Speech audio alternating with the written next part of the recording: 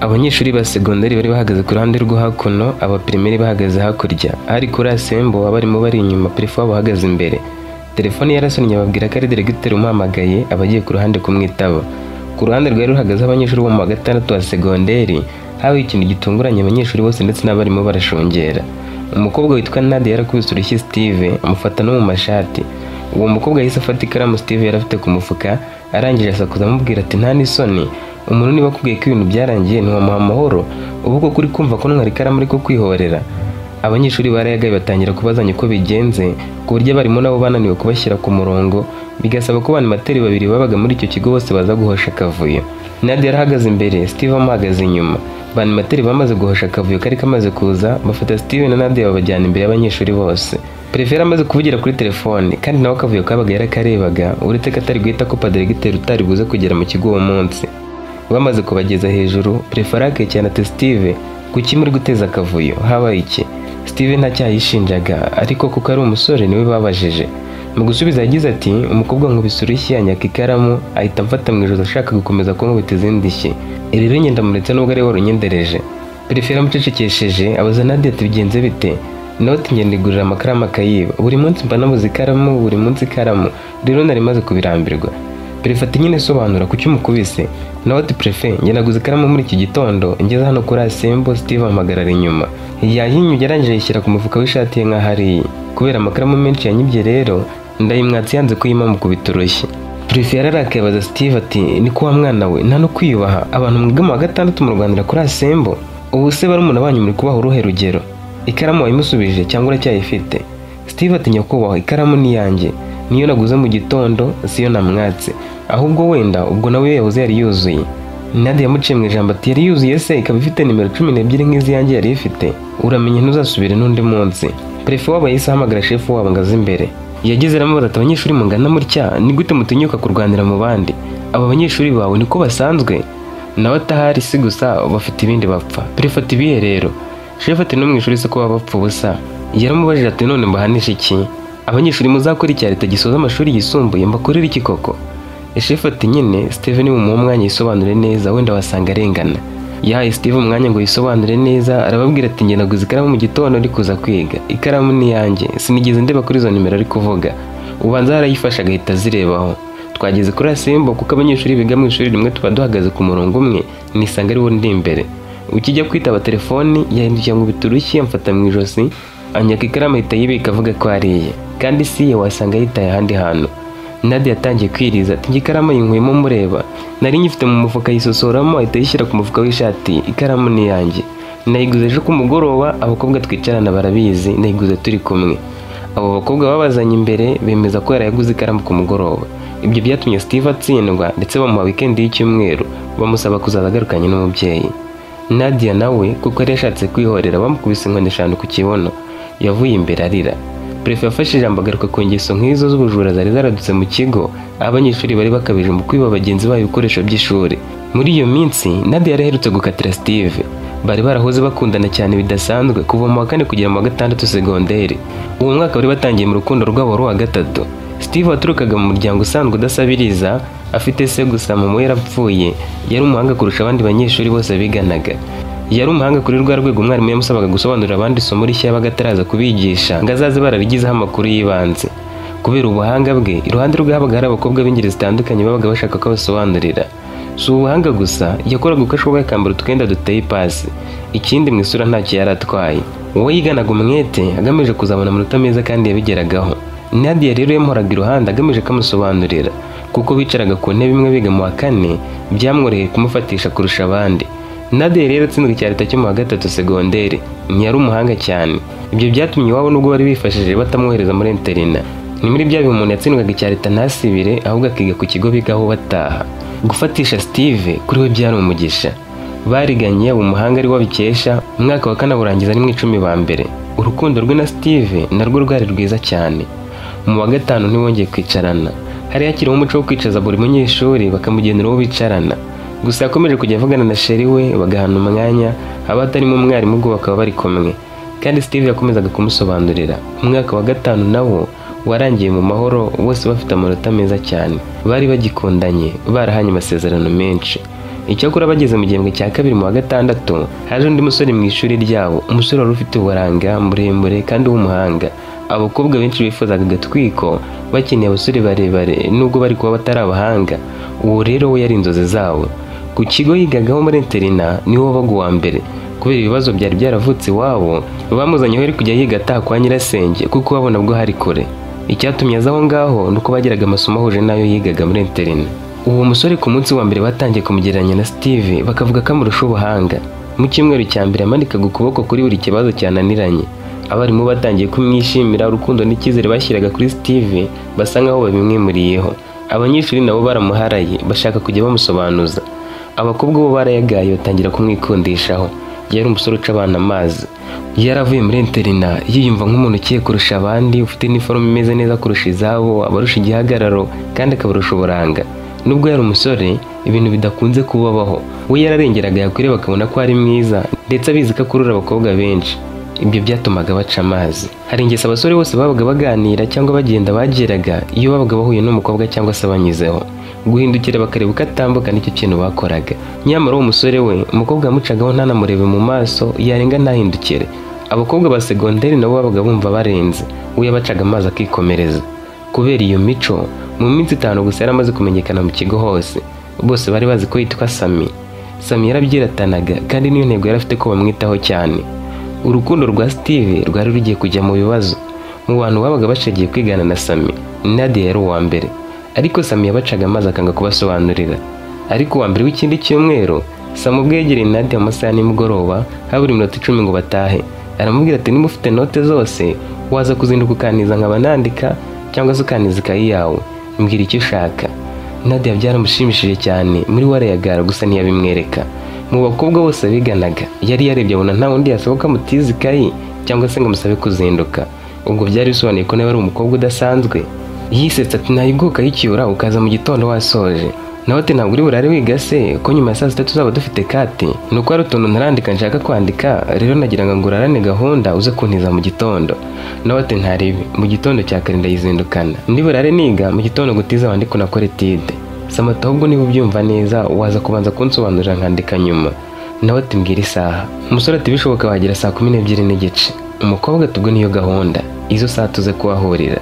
Sama tubyige neza na hejo. Yatashye umutima uri mu bicu, yibaza ukuntu mu bakobwa bose biganaga Sami w'igitangaza rero yarahisemo. Akigera mu rugo yatangiye kwiga. Agezemo hagati ku bintu Sami yari yamusabye kwiga bimwe yumva atabisobanukiwe neza, kandi yari afite gahunda yo kuza kumwemeza akamusobanurira ku buryo ahita abona ko atibeshya amuhitamo. Kugira ngo abyumve, yongeye kwibuka ko Steve abyumva kumurusha kandi ko ari we wabaga uwa mbere mu ishuri. Yamuhamagaye kuri telefone ngo amusobanuze. Yaramusobanuriye bagera saa 5 bari kubyiga. Steve yaryamye yishimye, urukundo rwe yakoreraga buri kimwe ngo rutere imbere. We yari no kwemera ko barikesha amusobanurira. Igihe bari bakundanye cyari gihagije ngo yakora buri kimwe kubwe. Mu gitondo cya kare, Nadia yakoze ikintu nawe atarasanzwe akora. Yarabyutse yoga isabune nziza yarazikihumura, amaze koga atera imyenda y'ipasi kurusha uko yariteraga. Yarebye inkweto ze zari zihenze kurusha izindi, abariza ashyira ku ruhande ngo aze kuzambara. Mu kwiborosa yamaze nk'iminota 25 agikuba amenyo ngo hatagira n'akantu gasigaramo. Mu bintu Steve yamubwiraga ko amukundira, icyambere kwari uguseka neza. Utwo dutomo yamuteraga twatumye abanza kwireba ngo arebe ko najya avugisha Sama akamwenyura nawe ari buze kubibona. Ntiyajyaga yitera parufe na rimwe agiye ku ishuri uretse mu mpera z'icyumweru aserutse. Iyo rero yayirunze mu myenda, yayiteye ku ijipo atera ku gashati, igikapu cyose nakubwira. Nubwo ubusanzwe yajyaga ku ishuri yitwaje agatambaro ngo azi kwihanagura ivumbi, ho yitwaje n'utuzi duke mu gacupa, amavuta na parufe bibuko. Akigera mu ishuri yagize amahirwe hatanga Sami. Ku isaha bari bavuganye yarahageze habura 15. Yafashe twatuzi two mu gacupa yongera kwihanagura, yisiga utuvuta, arenzaho kandi gaparufe, ahita abisha mu gikapu inyuma, afatika yarasoma. Sami yageze kuri buroke ishuri ryabo ryari riri hatangira kumva impumuro idasanzwe. Yaramwenyuye aketse ko yaba ari Nadia. Kuko akinjira yabonye ari wabukereye, yamukoze ku rutugu aramubwira turi guhumura neza. Kubera ukuntu uri guhumura ndumva haguruka kamuhobera. Byabaye nk'uko Rusoro wabyukaga, yahise ahaguruka aramuhobera. Sama akomeza kunyurwa n'impumuro yavaga mu myenda ye. Baricaye ngo bige, Nadia amusobanurira yivuye inyuma. Sama ahubwo agize ubwoba akeka ko umukobwa ari uzaba uwa mbere. Mu mutima aribwiye ati burya Steve reka uwa mbere ni mu gihe uyu mukobwa ni umuhanga cyane asobanura ibintu neza, nanjye nigana nawe naba umuhanga. n'ubundi nashakaga kumutereta ngo Steve muteshe umutwe atazajya uwa mbere kandi naravuye muri interina gaseba. None umukobwa we ndabona kumutereta bishobora kuba byoroshye. Sam ajya gusaba Nadia ko yamutiza ikayi bakanapanga ko bakwigana, yashakaga kureba ko yabyemera gusa. Ubusanzwe Sam yagiraga ishyari mu buzima bwe bwa buri munsi, yigaga arushanwa na bagenzi be. Kumurusha amanota umuntu akaba uwa mbere kuri we byabaga ari nko gutsindwa intambara y'isi. Igisebo yumvaga cyamwuzuye akabura hagikwiza. Ababyeyi be nabo babaga bakaniye baramutumye amanota ya mbere. Icyo gitutu cy'ababyeyi hakajyaho igitutu cy'uko yikundiraga guhora imbere cyatumye muri we yanga Steve bataranavugana, amuziza ko yabaga uwa mbere gusa. Kuba ari kumurusha none avuye muri boarding we yarigaga muri externe byari kuba bikabije. Nicyo cyatumye atangira kujya yibonekeza ku barimu mu cyumweru cya mbere yarajemo, agatangira kumanika ngo bamubaze kuri buri kibazo cyose babajije. Uko kwitwara aricyo kuko kwari kwatumye yamamara atangira kwambara Steve igikundiro ku barimu no ku banyeshuri. Gusa ibyo ntibyari bihagije ngo atume Steve atsindwa. Icyari kumubabaza kikaba cyanatuma mu cyari tasubira inyuma ntazagira amanota meza ya mbere, kwari kumwambura umukunzi we ngatuma babara ntakomeza kwita ku masomo ye cyane nka mbere. Nta kintu yumvaga cyazatuma atsindwa kuruta kumwambura umukunzi bari batangiye umwaka wa 3 bakundana, akamwambura bari hafi gukora icya leta, noneho bakajya bagaragarizanya urukundo mu maso ye kandi bigana. Umunsi ku wundi yari kujyaho arashengurwa no kubabonana bari mu rukundo. Nibyo byatumye asaba uwo mukobwa kuzinduka nawe akabisamira hejuru. Samira atangiye kumukoresha undi atabizi. Ibyo byarabaye amusobanurira yishimye, yamufasha kubyumva yewe. Uko Nadia yabimusobanurira ashishikaye byatumye Sami wijijishaga ngo ntarabyiga kandi yaratiye abandi akabisoma byumva neza kurushaho. Bakomeje kwigana n'abandi banyeshuri batangira kuza. Wari umunsi wa kati isuzuma bumenyi rusange nubwo ari gutangwa nyuma ya saa sita. Buri wese yarashishikariye kwiga ntibabitayeho cyane. Byari bisanzwe ko mu gihe Nadia yageze mu ishuri imbere Steve azagahaguruka akamuhobera bakabona kwicara. Kuri uwo munsi ho Steve yarinjiye ku muryango winjiriragamo hagana inyuma. Nadia ntiyahindukira. Steve yahagaze aho gato yahamagaza Jory imbere yamubaza amakuru ngo wenda arebe ko umukobwa yahindukira, ntiyabikora. Umutima uramusimbutse yibaza ibibaye biramucanga. Nta kindi yakoze, yashyize amakaye mu ntebe yicaragaho. Nabwo Nadia ntiyahindukiye, yakomeje gusobanurira Sami. Byamwanze mu nda ntiyakomeza kwicara ku ntebe ajya kubasohoza. Yakoze Nadia ku rutugu, Nadia amuca amazi nk'atamubonye. Sami niwe yahise ahindukira ati bro kuri kutuderanja ubwo waraye wiga none vipi zawe ubundi. Steve ntiyarazi ko Sami amwangira ko ari umuhanga, ko we yatangiye ihangana kandi kari kwifashisha Nadia ngo amuce intege. Yaramubwiye ati nuko basohoza se ntabwo byemewe. Sami ati ubwo se uko nuko dusohoza. Steve ati Nadia ndagushakaho gato ngwino nkubwire uhita ugaruka. Nadia ati mbwira ndi kukumva. Steve ati ntabyo ushaka. Nadia yarakaye ati njye nawe utabishaka ninde, wambwiye sinakumva. Yikije umutima aramubwira ati nuhuguka mwarimu atarazuze nkubwire. Nadia yanze no kwikireza. Byaramuriye basohotse ajya hanze. Jojo nawe yarasohotse amusangayo aramubwira ati mwana sheri wawe wumvise uko nari guhumura, njye n'ubwa mbere namwumva humura kuriya. We na Sami bazindutse kare cyane isomo barimereye nabi none ushaka kubaderanja. Steve aterega njye na Nadia twari twiga kuri telefone kugera saa 5. Jojo ati noneho ndasobanukiwe. Nawe tusobanukiwe biki? Umukobwa tuzi uko nari kumusobanurira neza. Nadia niwe uri kumusobanurira kugira ngo Sami bari kumusobanurira, kandi ari kubisobanurira neza nkuko nawe ujye udusobanurira. Ndetse harenda n'icene rimbateza amatwi batazi ko ndi kwigana nawe. Undi ati shaho se bakamenga bakajya guha ibibwana by'imbwa. Ibi ntabwo ari bya danje wasanga mu manota uzabarusha. Steve ati njye nubwo bandusha nta ribi, icya mbere ni icya leta. Binjiye mu ishuri Steve amusobanurira aho atumvaga, abandi banyeshuri nka babiri nabo baza kubasobanuza. Ku ruhande rwa Nadia na Sami abakobwa bahise bahurura bajya kubasobanuza. Yafatanyije na Nadia babanyuriramo kugera mwarimu yinjiye. Mwarimu yabigishije bakicaranye kandi bataricaranaga. Noneho kuko bari kurangiza bari barabaye uburenganzira bicara uko bashatse, buri muntu akicarana n'uwashaka. Muri break mu karuko ka saa 4 Steve yibwiraga ko Nadia ari buze kumusanga bakavugana, ntiyabikora akomeza kwigana na Sami. Abandi banyeshuri bake barabegereye barabasobanuza. Nadia niwe wari uyoboye iryo tsinda ry'abari babashagaye. Break yarangiye atavugishije Steve, mu gihe Steve yari yasohokanye na Jojo. Jojo amubwira ko nareba nabi Samara mu mutwara. Umwarimu yaraje bakomeza kwiga bagira saa 6. Steve nabwo yarazi ko Nadia ari bujye kumureba ntiyabikora, akomeza kwicarana na Sami ku ntebe. Yagiye hanze ababaye. Jojo aramubwira ati Nadia ashobora kuba yakunze uriya musore. Wagiraga ngo ntiyagukundaga ahari kuko ntabwo ibi bintu yabigukora kandi yarasanzwe agukunda. Reka tubitega amaso wenda ari buze kukuvugisha ndagusobanurira impamvu. Icyamutunguye nuko aho barira muri refe Nadia na Sami bahinjiranye bakarya bicaranye. Byari bizwi ko asangira na Steve ariko uwo munsi wari yahinduye, kandi abo bahuriraga muri refe bose bari bazi ko baba bari kumwe. Sami yararenze kuri Steve mu bintu byose nawe abitindagaho.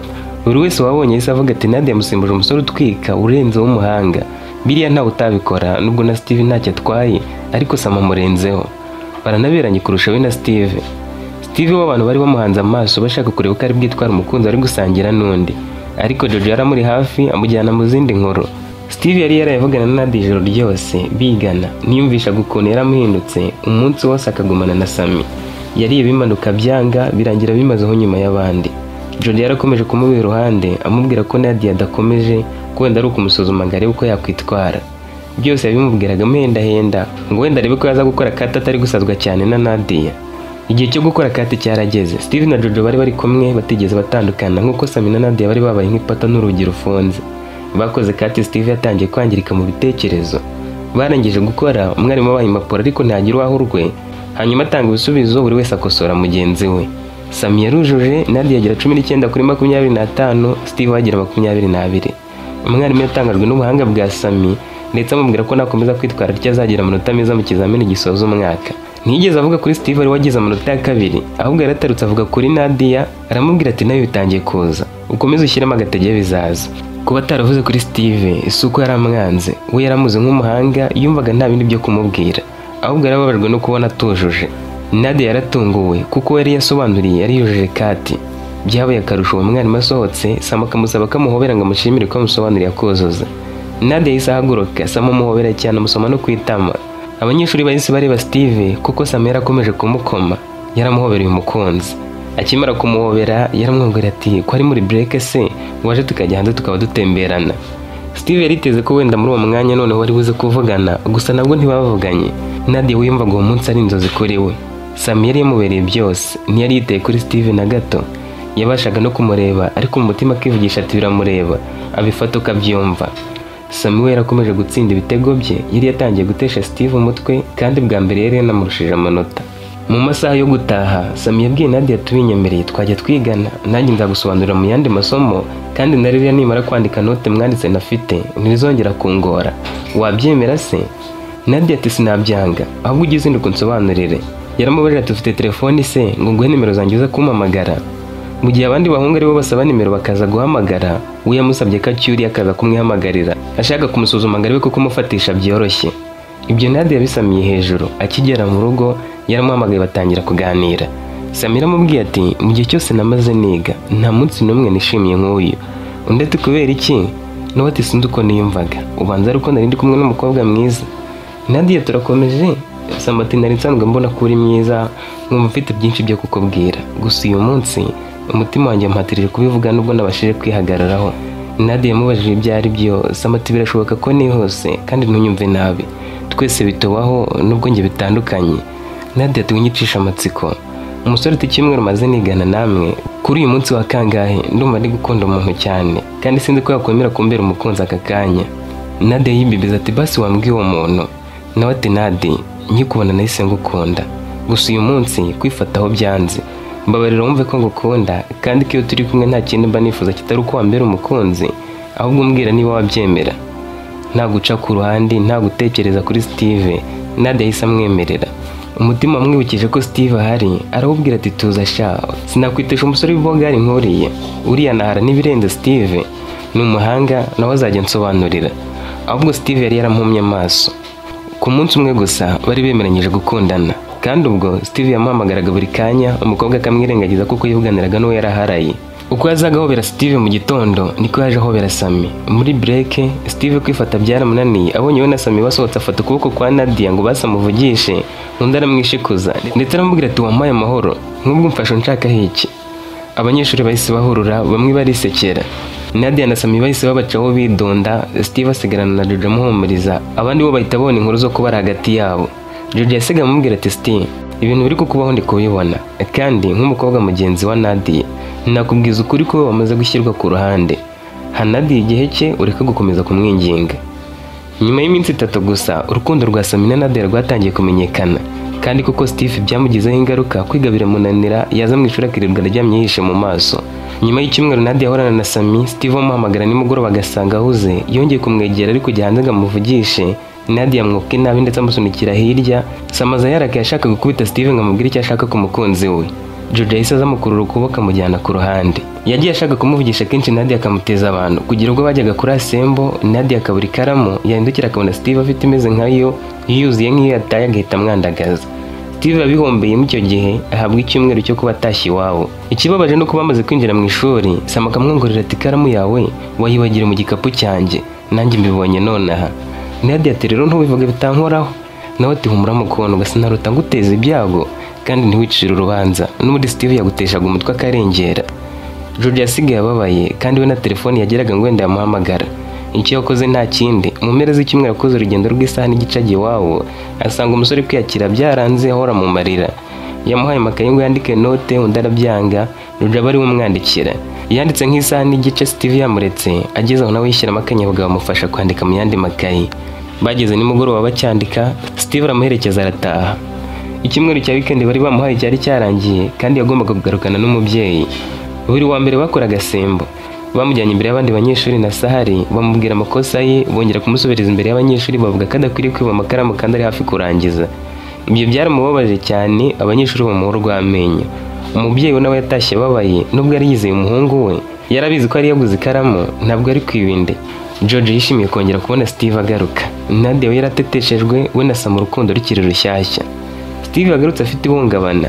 Nadia niwe muntu yari yarakunze kuva yavuka. Bari baragiranye ibihe byiza kandi bamaranye igihe kirekire, baracanye muri byinshi.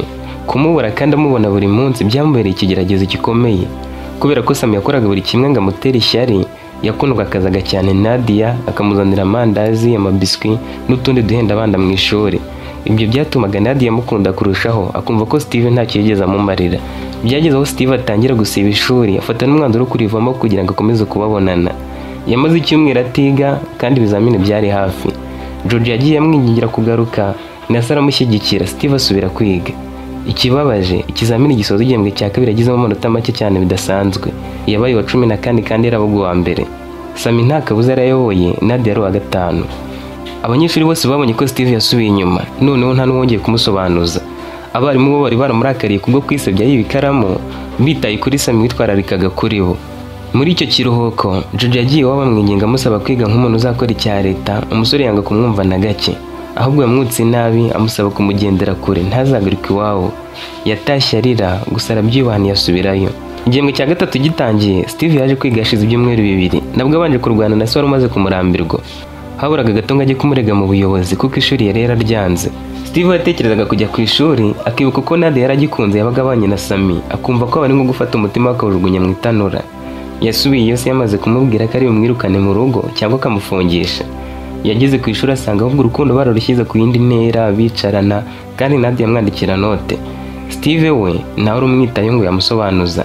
George yamubaye hafi, atangira kumwandikira note zose banditse adahari. Rimwe na rimwe yangaga kurya, George akagenda amukuriye ukuboko.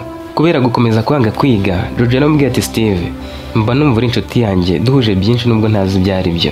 Kandi niyumvisha agahinda ufite, si byiza ko kaguherana kuko imbere hari urugamba rukomeye. Mbabarure ko uburezi bwawe wige nibura uzabone diplome, kuko ukomeza kwitwara utya niko Nadia yishima. Iyo umuntu akwanze aba ashaka kubaho nabi, ukandavura ukarira nk'uko nawe wabigenje, kuko aba yibwira ko ari wari ukubeshejeho. Muvuguruze, wishakemo ibyishimo, wigane umwete utsinde nka mbere. Uko umwereka ko babajwe no gutandukana nawe, niko nabona ko byari bikwiriye kukureka. Ibaze nawe umusore umaze amezi arenga n'umuririra, wenda nibyo ntiwagira umubonana n'undi musore buri munsi, ariko ukwiriye kubirenga nubwo bigoye. Ndakwinginze, mbabarira wige ubikunze. Nta muntu uzagukorera ikizamini ejo wapfa ukamusiga, kandi nawe apfuye wakomeza kubaho. Niba atagukeneye wimwereka ko nawe ubwawe utikeneye. Niba utikunda urumva ari nde wagukunda? Ntugitera ipasi, ntupfa kwiyogoshesha, rimwe na rimwe ntiwoza amenyo, ikindi wabaye umuswa. Ubwo waba ushaka kakugarukira yagaruka ate kandi ko yagusize waragiye munsi yaho. Umusore yikije umutima aramubwira ati ubundi kuki ubushishikajwe nanjye? Nawe ati buri wese wagufitiye impuhwe, nuko ari njye ugira imbaraga zo kubikubwira. Nubwo bwose arabishimiye kumera utya nk'umusazi, njye n'abandi bakitwifuza ko wongera kwiyubuka ukiyitaho, ugasubirana intego wahoranye zo kugira amanota meza. Mbabarira wisubireho kandi ndahari ngo ngufashe. Sindi umuhanga cyane ariko nzi kwandika, note zose nzazikwandikira. Kandi niba utemeye ibyo nkubwiye sinzongera kukuvugisha, dore ko mba nguhatiriza ukibwira ko wenda hari nifuza gusimbura Nadia. Niba ari cyo gituma ucihura waribeshye. Wowe wiga ushimishe so niwe muntu usigaranye ukomeye, na mama wawe ahari azaterwa ishema nawe. mufashe kuruhukira mu mahoro uwo munyabwenge reka kwigira utya. Steve yamurebye mu maso aramubwira ati Jojo akira amakaye mfashe kwandika note, reka ngaruke ku murongo ndebe koko. Nubwo byari bigoye yemeye inama zatangira kwishakamo ibyishimo. Jojo yarahabaye ngo amufashe. Bari bageze hagati mu gihembwe bamwe batangira gukeka ko ahubwo bakundana, nyamara ntabwo bari mu rukundo. Steve yari yarazinutswe abakobwa. Bageze mu gihe cy'ibizamini bisanzwe we na Jojo bahorana. Si uko babaga bari mu rukundo, ahubwo babaga bandika note Steve atari yaranditse. Mu cyarita babakaga ibitabo n'ahandi yari kubyigira. Iyo umuntu yabaga afite note byaramufashaga. Nadia na Sami w'urukundo rwarakaga cyane. Inama za Jojo zishyize mu bikorwa bagiye gukora teste kandi ntiyari kwigira ngo bite biza, yarahoraga arira. Byatumye agira amanota mabi cyane mu ishuri. Mu cyumweru cya reviziyo mbere y'ibizamini bisanzwe, we na Jojo barasoje kwandika note. Steve yamusabye ko bareka kuza ku ishuri bakajya bigira mu rugo ahatari kubonana na Nadia na Sami, kuko nta yandi masomo bari bafite. Jojo yarabyemeye. Bageze igihe cy'ibizamini bagaruka ku ishuri, baza basanga inkuru ibabaje kuri Nadia isekeje kuri bo. Sami yari yaramukatiye, Nadia yarahindutse umusazi. Ako kantu kashimishije Steve bituma akora ikizamini amwenyura, kuko Nadia nawe yarahawe isomo. Si bo barose basoza ikizamini cya mbere bakabaririza amakuru. Sami akimara gukatira Nadia yabwiye umusore w'inshuti y'igitumye amukatira. Yahereye ku mpamvu yamusabye ko bakundana kandi atamukunze, agamije guhangana na Steve byonyine. Nadia yari nk'igikoresho cye, kuko Nadia yaramaze kumukunda cyane, yaramwimariyemo. Sami yarageze ku ntego yabo wa mbere, iwabo bamwishimira. Steve yaracitse amazi, yabonye ko nta mpamvu yo gukomeza guta umwanya kuri Nadia kandi begereje ikizamini cya leta. Yumvaga ko akomeje guha Nadia umwanya yazamutesha umutwe agatuma agira amanota make, kandi we yarafite uwo bahanganye. Yamukatiye atamubwiye byinshi, amusaba ko batandukana. Nadia yashatse kumwinginga undi aramuhonga, telefone araboroka, bahura akamugendera kure. Ndetse yahise yiyunga n'umukobwa wa kabiri aho Steve acikiye intege, aba ari we bigana. Nadia amuta hirya. Icyumweru cya reviziyo Nadia cyamubereye nk'umwaka nyagirwa n'imvura y'amahindu. Ntiyigeze aniga na rimwe, yafataga ikayi inyuguti akazibonamo Sami y'amwanzi. Muri ayo makuru bamenye harimo ko n'ayakaramu ari Sami wari uyifite. Steve na Jojo barabyishimiye kuko Nadia yarabonye igihano. Ibyo byamuteye imbaraga zo kwiga, noneho nawe agamije guhangana na Sami ngo ari we azaba uwa mbere mu bizamini bya nyuma. Muri ayo masaha hagati ya saa sita na saa munani ngo bakore ikindi kizamini, banamenye ko Nadia yagiye kwinginga Sami amusaba ko basubirana, akamusubiza ko adashaka ibyatuma atitsindira icya leta. Yaramubwiye ati n'ubundi wari kuba nifashisha mu gihe ndi mu kigo, mfite umukunzi hanze. Sinigeze ngukunda na rimwe, nuko ntari kwiga nta mukunzi mfite. Uku kuri yaramubwiye ko aramukorogosho yataha adakoze ikizamini cya nyuma ya saa sita. Ku munsi ukurikira nabwo ntiyaje mu kizami. Amakuru yageze ku ishuri avuga ko Nadia yarwaye, ariko abazi ukuri bari babizi ko ari ukumwanga kwa biteye. Yagarutse ku munsi wa gatatu ku kizamini cya gatanu n'icya gatandatu, kuko bakoraga 2 ku munsi, bavanze n'udusomo duto batari gukora mu cya leta. Hari gucamo icyumweru kirenga ngo bahabwe birote, nyuma ya birote hagacamo iminsi igera kuri 4 bagakora icya leta. Mbere yo guhabwa birote nibwo Nadia yakoze ibizamini atakoze. Yagiye gusaba imbabazi abarimu bamuha ibyihariye. Mbere yibwiraga ko azitegura icya leta afatanyije na Sami, nyamara ntibyari bigikunze. Yari afite uwo bari kwigana, umukobwa wabaga wa kabiri. Yigira inama aribwira ati Steve aracyankunda, reka njye kumusaba imbabazi wenda tuzigana. Yagiye kuzimusaba, Steve ahita avuga ikinyoma, amubwira ko we na Jojo bakundana kandi katamureka. Yananze ko bakwigana, amwibutsa ubugome bwe bwose. Nadia we yamwibukije ibihe byiza bagiranye ngo wenda arebe ko yamwemerera bagasubirana, amubwira ko Sami yamukoreshaga atamukunda kandi ko yatumye muhemukira cyane. Steve ati atakwanga ntiho ari kwibuka ko nababaye, ibyo nabonye birahagije. Nadia yakataga kuri Sami akamusangana na wa mukobwa, yanyura kuri Steve akamusangana na Jojo. Ibyo bwabyo byaramuhungabanyije, yicuza none uko yahemukiye Steve amuziza ubusa. Ubu bogari bwa Sami ntiyarakibubona, yamubonagamo sekibi. Jojo yaba yifatiye Steve ku rutugu, Nadia akenda guturika umutima. Mu gihe abandi bazaga ku ishuri bagasobanurirana mbere y'icya leta, uyamaze iyo minsi mu rugarira. Ku munsi wo guhabwa biroti, Sami yabaye uwa mbere, wa mukobwa wa kabiri, Jojo wa gatatu, Steve wa karindwi, Nadia wa 18 mu banyeshuri 39 biganaga. Yibazaga uko bizagenda nyuma yo kwiga arangije nta mukunzi afite, yarahombye babiri bose mu mwaka umwe. Igihe cy'icya leta cyarageze. Steve yagikoze yihagazeho kuko we na Jojo bari biyemeje guhangana na Sami bakazamurusha. Barangije ibizamini bya leta byose, Steve yegereye Jojo aramubwira ati Jojo, navuze ko uri umukunzi wanjye mbibwira Nadia kugira ngo amveho. Gusa aho mbivugiye natangiye kubyifuza, kuko urabikwiriye. Wambiriye umukunzi nubwo bitari by'abakundana, wambaye hafi ngira inama uramfasha. Umukunzi nuko uba hafi mu bihe byose, wowe nuko wabigenje. Rero byemere njye mwita umukunzi wanjye. Jojo ati shahuse ko nakwikundiraga mbizi ko Nadia yakwigaruriye, nanjye ahubwo ndi umusazi, nkunda umuntu wafashwe. None koko niba nawe nkunda, imbaraga zanjye ntizapfuye ubusa. usibye ko nubwo tutari kuzakundana nari kujya nishimira ko umusore nikundiye namugira inama kandi akagira icyo ageraho. Njye ndi uwawe kandi urabizi, numva kuko Nadia utazamubabarira mutazasubirana uzagaruka umbwire. Munasubiranye nta ribi, nzi neza ko urukundo rudapfa gushira ku muntu wakundaga. Numubabarira rwose sinzagutera amabuye. Kuko yagiye kwitekerezaho ngo yumve niba atazababarira Nadia. Nadia nawe ntiyahwemye kumusaba imbabazi uko bwije nuko bukeye. Habuze gato ngo Steve amubabarire, amubwira ko ari buze kumuha igisubizo mu gitondo. Yari abitekerezaho afata umwanzuro nawe yumvaga ko ukomeye. Aravuga ati sinasubirana n'umukobwa wambabaje nkana atiteye ku gahinda nagize. Impamvu nuko Sami yamwanze, aho gusubirana nawe nabona afite umukunzi. Hari ubwo mu buzima bwo hanze yazabona bafite ibyo bantu ushaka basanga, nazaba mbabaye bwa kabiri kandi icyo gihe ubwo nazakomereka kurushaho. Yamubwije ukuri, aramuhakanira amubwira ko batasubirana. Steve aramaze kubona ko adakwiriye gukomezanya n'umuntu w'indyarya ushaka kumugarukira kuko bo bari kumwe yamwanze. Yagiye kwirebera Jojo amubwira ibyabaye gusa ntibatebemeranye ko bagiye gukundana. Nyuma y'amezi make amanota yarasohotse. Steve yari uwa mbere akurikiwe na wa mukobwa wa kabiri n'ubundi hakurikiyeho Sami, Jojo ari inyuma, Nadia waza ku mwanya wa 6. Igishimishije bose bari batsinze. Kuva ku wa mbere kugera ku wa 4 bari bafite amaburuse, abandi ari amadiploma asanzwe. Jojo na Steve bagiye kwiga ibintu bimwe muri kaminuza bayiga bakundana. Barangije kwiga bagikundana kubw'amahirwe Jojo abona akazi imbere, Steve we bahugiye mu biraka bisanzwe. Nyuma nawe yaje kukabona bamaze kwitegura neza bakora ubukwe barabana. Sami nawe ubuzima bwarakomeje yiga kaminuza, irangije abona akazi ashaka undi mukobwa abana nawe. Nadia we yashakanye n'undi musore abanje kwitonda. Nadia nawe yashakanye n'undi musore ariko yabanje kwitonda. Ntajya yibagirwa ubuzima bwa segonderi. Nabwo bwatumye ahitamo neza. Umusore waje nyuma yabo yamufashe neza, yirinda ko yagira undi mushukisha ibintu ibyo ari byo byose, arafata arakomeza kugeza bakoze ubukwe bwiza. Uko yari yarahimukiye Steve wamukundaga agakururwa na Sami wamukoreshaga atamukunda, byamuhaye isomo ryo gushishoza ntakurikira ibije byose. Nyuma y'uko bose bashinze imiryango yongeye guhura na Sami bibatunguye. Sami wari umwana mubi biga segonderi yamusabye imbabazi, barabiseka birarangira, banahana nimero, bashaka za Jojo na Steve nabo barabavugisha. Kugeza uyu munsi ukariba nibatungiranye amanimero. Iyo mwagize ibirori byaba ibyo kubyara, kwerekana abana, kubatirisha n'ibindi, baratumirana kandi bose bakitabira, maze nabo bakajyaho bagaseka ibyo banyuze muri segonderi bigatinda. Uretse ko Nadia wabiseberamo kuko ari we bayakajije. Wowe tubana umunsi ku wundi, wowe duhurira muri comment buri munsi, nawe uzakomeza kubana natwe mu zindi nkuru. Ndagushimiye cyane ko tugeranye ku musozo w'iyi. Duhurire no mu zindi nkuru zigiye kuza.